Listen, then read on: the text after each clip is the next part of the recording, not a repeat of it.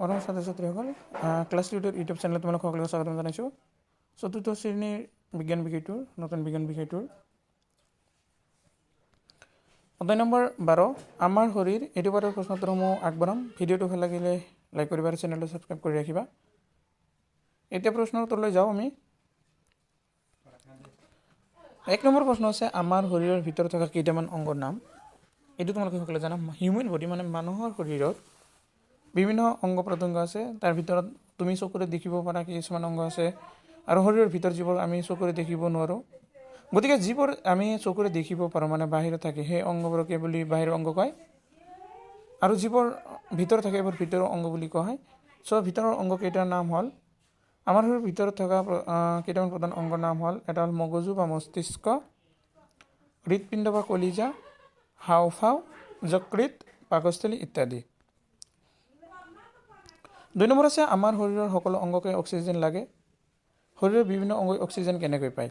এইটো হয় মানে আমি উশাহত যিহেতু অক্সিজেনৰ দৰকাৰ, আৰু অক্সিজেন নহ'লে মানুহ জীয়াই থাকিব নোৱাৰে। অক্সিজেনসমূহ গোটেই শৰীৰত কেনেকৈ বিয়পায় পায়?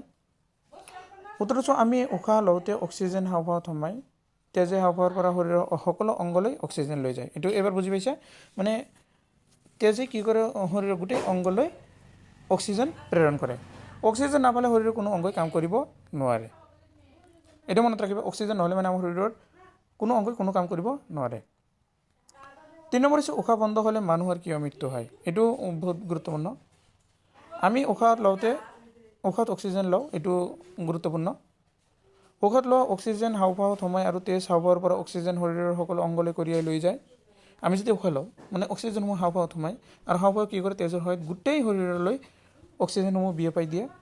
অক্সিজেন নাপালে শৰীৰৰ কোনো অংগই কাম কৰিব নোৱাৰে। সেয়ে উশাহ বন্ধ হৈ গ'লে মানুহৰ মৃত্যু হয়।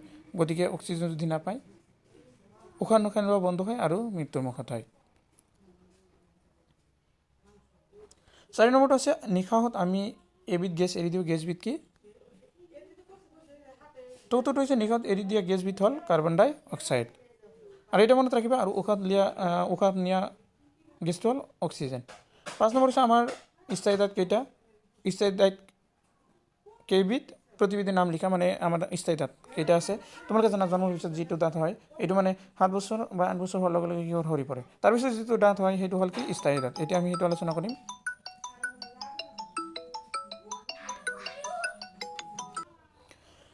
উত্তৰটো চাবা, আমাৰ স্থায়ী দাঁত হ'ল 32টা। এইটো তুমি সকলোৱে জানা, মানুহৰ মূল দাঁত হ'ল 32টা।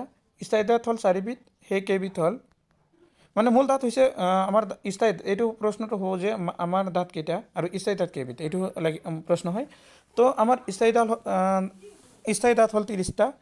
স্থায়ী দাঁত হ'ল 4বিধ। মানে 30টা যে স্থায়ী দাঁত আছে তাৰো প্ৰকাৰ আছে 4টা। সেই কেইবিধ হ'ল,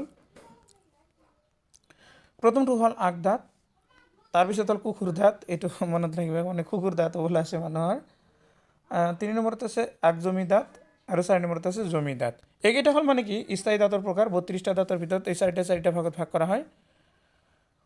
এবাৰ হ'ব 6 নম্বৰ প্ৰশ্ন, আমি কিয় খোৱা আহাৰ ভালদৰে চুবাব লাগে? এইটো বহুত ভাল প্ৰশ্ন এটা। মানে আহাৰ যে আমি খাওঁ সেইবোৰ মানে কিয় চবাই খাব লাগে ভালদৰে, নহ'লে গিলিও থ'ব পাৰোঁ। চবাই কিয় খাব লাগে ভালদৰে? উত্তৰটো হৈছে আহাৰ ভালদৰে চবাই খালেই হজম হয়। সেয়ে সদায় আহাৰ খাওঁতে ভালদৰে চবাই খাব লাগে।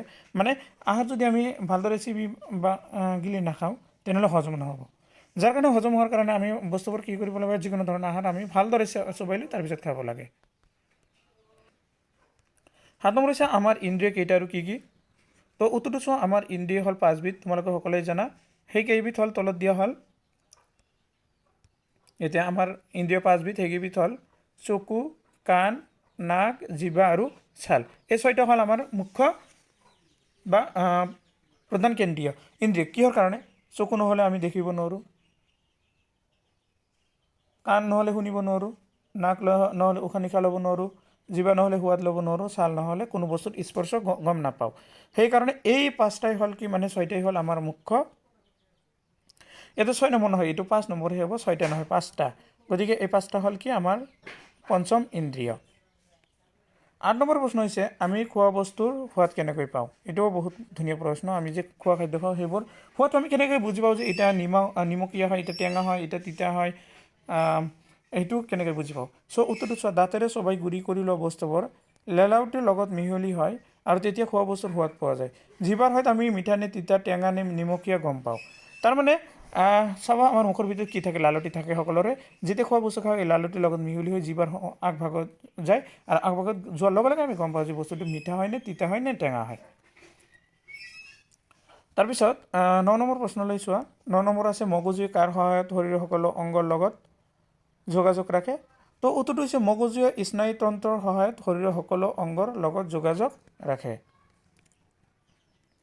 10 নম্বৰ প্ৰশ্ন তন্ত্ৰ কাক বোলে পাচন তন্ত্ৰ আৰু ৰেচন তন্ত্ৰ কাক বোলে এইটো প্ৰথম প্ৰশ্ন হ'ল তন্ত্ৰ কাক বোলে তাৰপিছত আৰু এটা হ'ল পাচন তন্ত্ৰ কাক বোলে তাৰপিছত হ'ল ৰেচন তন্ত্ৰ মানে এটাতে তিনিটা প্ৰশ্ন দিয়া হৈছে তো উত্তৰটো চোৱা মুখ জিভা দাঁত পেট অন্ত্ৰ যকৃত ইত্যাদি কেইবাটাও অংগই আহাৰ হজম হোৱাত সহায় কৰে তেতিয়া আহাৰত থকা শক্তি আৰু পুষ্টি আমি পাওঁ এইদৰে কোনো এটা কাম কৰোঁতে কেইবাটাও অংগ ভাগ লয় এই অংগবোৰকে একেলগে তন্ত্ৰ বোলে মানে যিকোনো কাম কৰাৰ ক্ষেত্ৰত শৰীৰৰ অংগমজিতে একেলগে মানে ভাগ লয় তাক কি বুলি কোৱা হৈছে অংগতন্ত্ৰ এইবাৰ খোৱা খাদ্য হজম কৰাক কি বুলি কোৱা হয় পাচন তন্ত্ৰ আৰু যিবোৰ অংগই শৰীৰত উৎপন্ন হোৱা অদৰকাৰী বস্তুবোৰ বাহিৰ হৈ যোৱাত সহায় কৰে এইবোৰক একেলগে ৰেচন তন্ত্ৰ বুলি কোৱা হয় এতিয়া আমি পেচাব আকাৰৰ এইখিনি আকাৰে ওলাই দিওঁ সেইবোৰ বস্তু হৈছে কি ৰেচন তন্ত্ৰ এবাৰ 11 নম্বৰ প্ৰশ্ন হৈছে আমাৰ শৰীৰৰ সকলো কাম কাজ কোনটো অংগই নিয়ন্ত্ৰণ কৰে উত্তৰ হৈছে আমাৰ শৰীৰৰ সকলো কাম কাজ মগজুৱে নিয়ন্ত্ৰণ কৰে 12 নম্বৰ স্নায়ু কোনবোৰ স্নায়ুৰ কাম কি এটা উদাহৰণ দিয়া উত্তৰটো হৈছে মস্তিষ্কৰ পৰা কিছুমান অতি পাতল মিহি সূতাৰ দৰে অংশ ওলাই এইবোৰক স্নায়ুতন্ত্ৰ বুলি কোৱা হয় আমাৰ মস্তিষ্কত চাবা মস্তিষ্কৰ ভিতৰত কিছুমান মিহি সূতাৰ দৰে অংশ থাকে যাক স্নায়ুতন্ত্ৰ বুলি কোৱা হয় স্নায়ু বুলি কোৱা হয় স্নায়ুবোৰ কাম হ'ল শৰীৰত গৰম ঠাণ্ডা বস্তু লাগিলে ছালত থকা স্নায়ুবোৰ নিমিষতে মগজুক এই বিষয়ে জনায় মগজুৱে লগে লগে শৰীৰৰ অংশটো তাৰ পৰা আঁতৰাই আনিবলৈ স্নায়ুৰ মাজেৰে এই নিৰ্দেশ পঠিয়ায় স্নায়ুবোৰৰ সহায়ত মগজুৱে অনবৰতে শৰীৰৰ সকলো অংগই কি অৱস্থাত আছে গম পায় শৰীৰৰ প্ৰত্যেকটো তন্ত্ৰ মগজুৰ নিৰ্দেশত চলি থাকে চকুৰ বস্তু এটা চালে চকুত থকা স্নায়ুবোৰে লগে লগে বস্তুটোৰ ছবিখনৰ খবৰ মগজুলৈ পঠিয়াই তেতিয়াহে আমি বস্তুটো দেখা পাওঁ 13 নম্বৰ আছে জকা কাক বোলে ইয়াৰ কাম কি উত্তৰটো হৈছে শৰীৰত থকা হাড়ৰ সজ্জাটোক জকা বুলি কোৱা হয় মানে শৰীৰৰ যিটা বডি হাড়েৰে জড়িত সেইটোক জকা বুলি কোৱা হয় ইয়াৰ কাম হ'ল জকাটোৱে শৰীৰটোক অটিল হৈ থকাত সহায় কৰে 14 নম্বৰ প্ৰশ্ন ৰক্ত সঞ্চালন তন্ত্ৰ কাক বোলে ইয়াৰ কাম কি উত্তৰটো হৈছে হৃদপিণ্ড আৰু কিছুমান তেজ পৰিবাহী নলী লগ লাগি যি তন্ত্ৰ গঠন হৈছে তাক ৰক্ত সঞ্চালন বোলে ইয়াৰ কাম হ'ল ৰক্ত সঞ্চালন তন্ত্ৰই শৰীৰত তেজ চলাচল কৰা সহায় কৰে এবাৰ 15 নম্বৰ প্ৰশ্ন আছে তোমালোকৰ ডাঙৰ মগজুৰ ওজন কিমান এইটো হৈছে ডাঙৰ মগজুৰ ওজন 1 কিলোগ্ৰামতকৈ অলপ বেছি আজিৰ ভিডিঅ' এইখিনি আৰু ধন্যবাদ জনাইছোঁ সকলোকে সম্পূৰ্ণ কৰি চোৱাৰ বাবে